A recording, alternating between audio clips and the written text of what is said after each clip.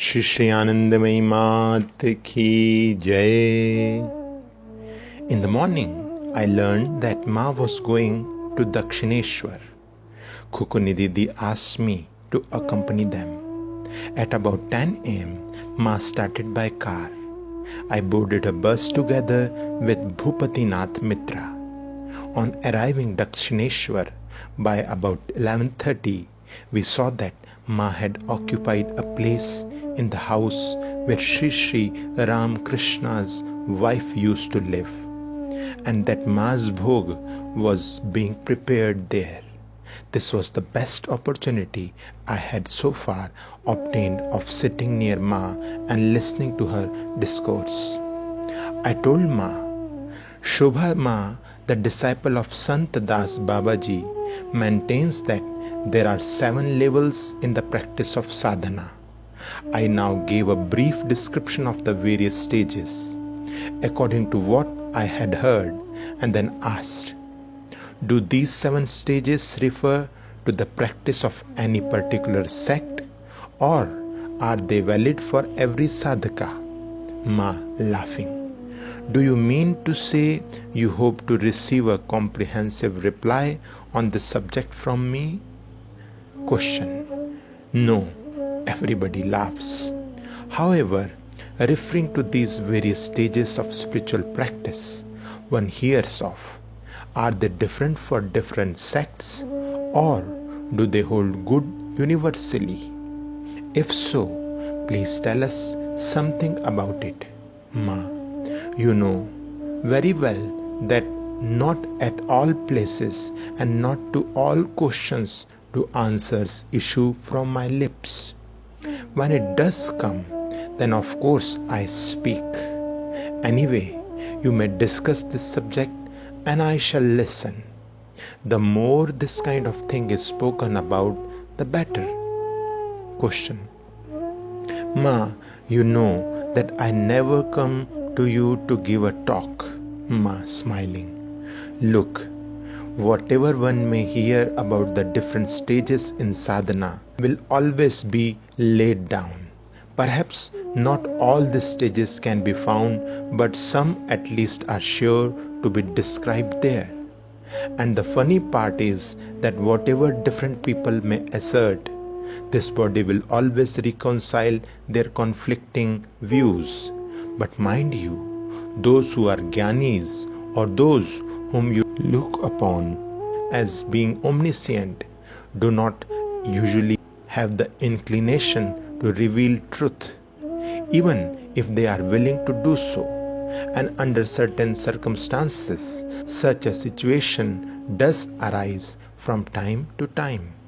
They divulge to particular persons only as much as is necessary for them. Such an exposition is of course partial. Truth is not revealed in its entirety. This is why it is said that supreme truth is never revealed. I have previously talked to you about the different stages of sadhana. You should understand that this also was partial. Question. Can a Sadguru reveal basic truth through a disciple? Ma, indeed, this is exactly what your Shastras lay down. Don't you often say that the Guru or God has given certain directions through a particular individual? This is nothing new. Question. Well, when a Sadguru reveals some truth through a disciple, is the disciple then quite in his normal senses? Is he not as if possessed by some spirit? Ma, not necessarily. Question.